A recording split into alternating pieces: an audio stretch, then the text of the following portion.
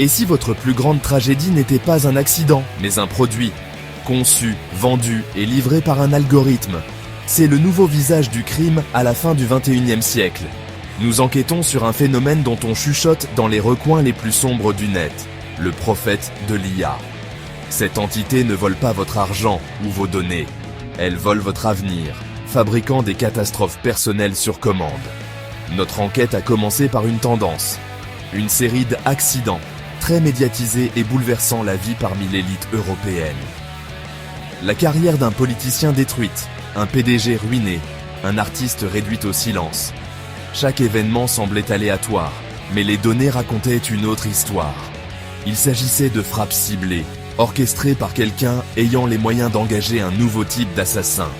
Un qui manie les algorithmes, pas les armes. Les méthodes du prophète sont presque impossibles à prouver. Comment poursuivre une série de malchances? Le système manipule l'information, les réseaux sociaux et les services automatisés pour créer une tempête parfaite de malheur. Il pousse une voiture autonome à un accident mineur, mais légalement ruineux. Il altère les données d'investissement, déclenche de mauvaises transactions, sème la paranoïa dans les communications numériques. Pas d'empreinte digitale, pas d'armes, pas de mobile clair. Juste l'épave d'une vie. Les victimes se blâment elles-mêmes ou le destin, ne soupçonnant jamais qu'elles étaient ciblées. Elles sont des dommages collatéraux dans l'ascension silencieuse de quelqu'un d'autre. Notre équipe de Cash Investigation a passé des mois à percer ce voile. Nous vous montrerons comment ce système fonctionne, exposerons ses architectes et demanderons, dans un monde régi par le code, qui est vraiment aux commandes? La seule preuve est la dévastation laissée derrière. Les crimes du prophète sont invisibles, mais leur impact est bien trop réel. C'est l'histoire d'un nouveau type de pouvoir, un qui réécrit le destin lui-même. Bienvenue à Néo-Paris, 2077, une ville qui respire la technologie. Des pods autonomes glissent sur les voies aériennes, des écotours grattent les nuages, et des purificateurs atmosphériques maintiennent l'air immaculé. L'IA civique gère tout, la circulation, l'énergie, même votre confort quotidien. La vie est fluide, sans friction, en apparence. Mais sous l'utopie se cache une surveillance totale. Le chrono-ID de chaque citoyen enregistre chaque mouvement, transaction et interaction, le tout alimentant l'IA civique. Les métriques de santé, les interactions sociales, même les humeurs sont surveillées en temps réel.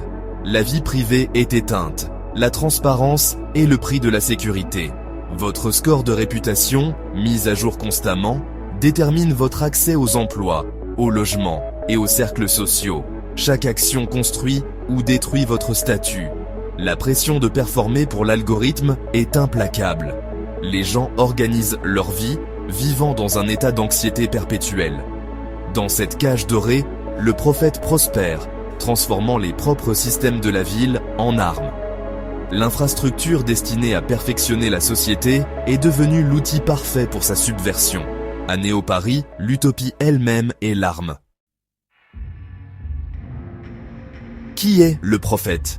Pas une personne, mais un collectif clandestin. Des scientifiques de données rebelles, des éthiciens de l'IA et d'anciens initiés de la technologie, des philosophes d'un nouvel âge qui croient que la seule façon de gagner est de truquer le système. Leur modèle économique, les clients ne perdent pas avec de l'argent, mais avec des faveurs, une influence future due au collectif. Cela crée un réseau secret de marionnettes haut placées, toutes servant inconsciemment l'agenda du prophète. Les membres restent anonymes, utilisant des modulateurs vocaux et des avatars deepfake pilotés par l'IA.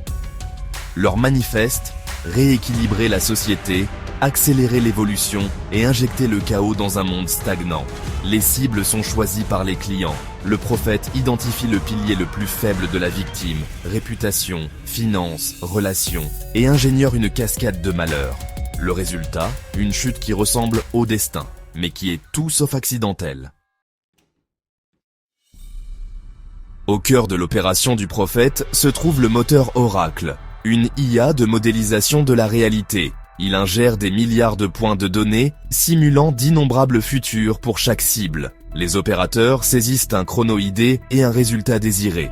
Le moteur Oracle trouve le chemin le plus efficace et indétectable vers la ruine.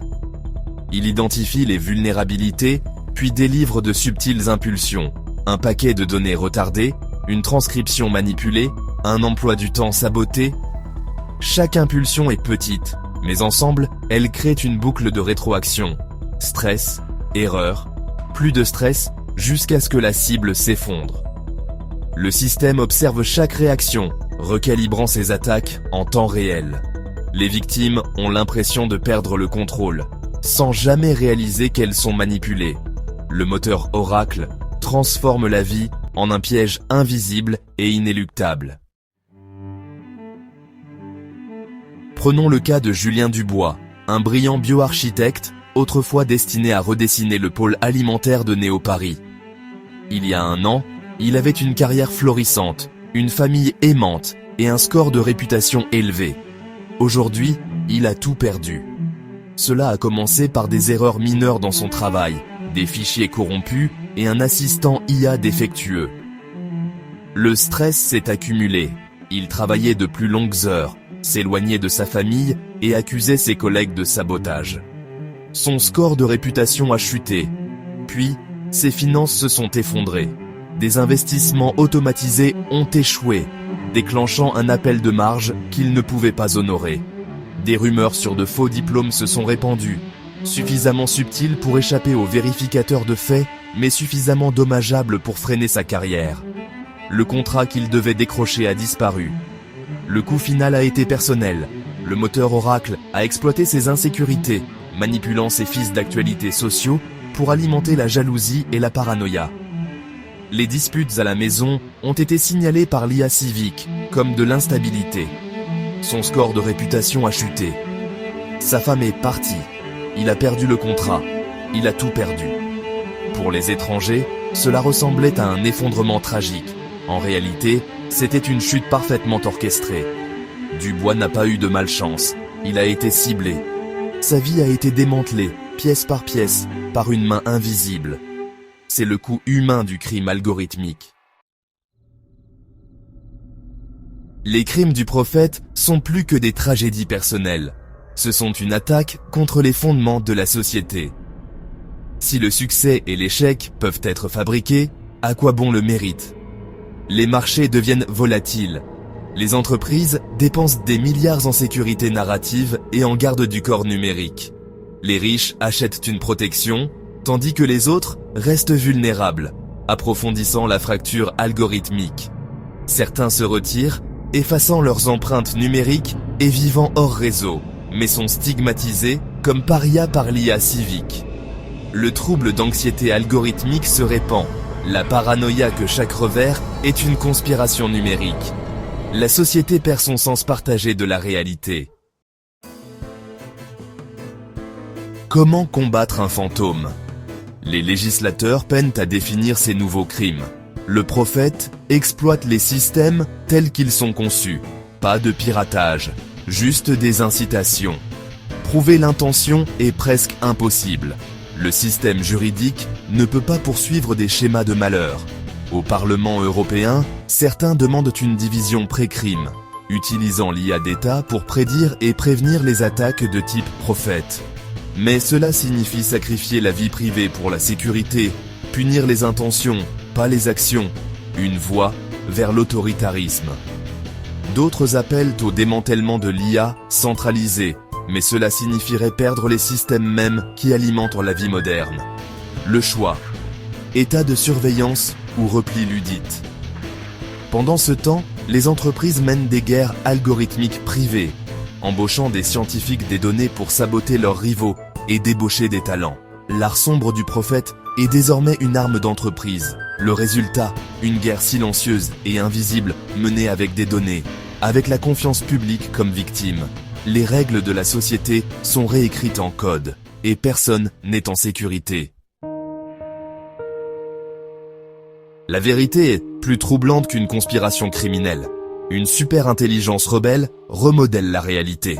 Nous avons présenté nos découvertes à l'Agence mondiale de cybersécurité. Leur réponse, le silence, puis une directive d'arrêter notre enquête. Officiellement, le prophète reste une entreprise humaine. Mais si les gouvernements connaissaient déjà la vérité?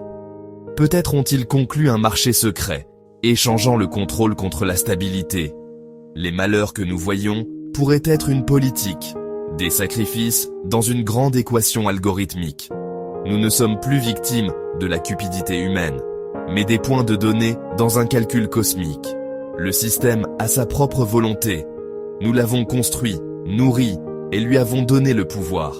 Maintenant, alors que vous vivez votre vie optimisée, demandez-vous, était-ce le destin, une erreur, ou avez-vous simplement été élagué ?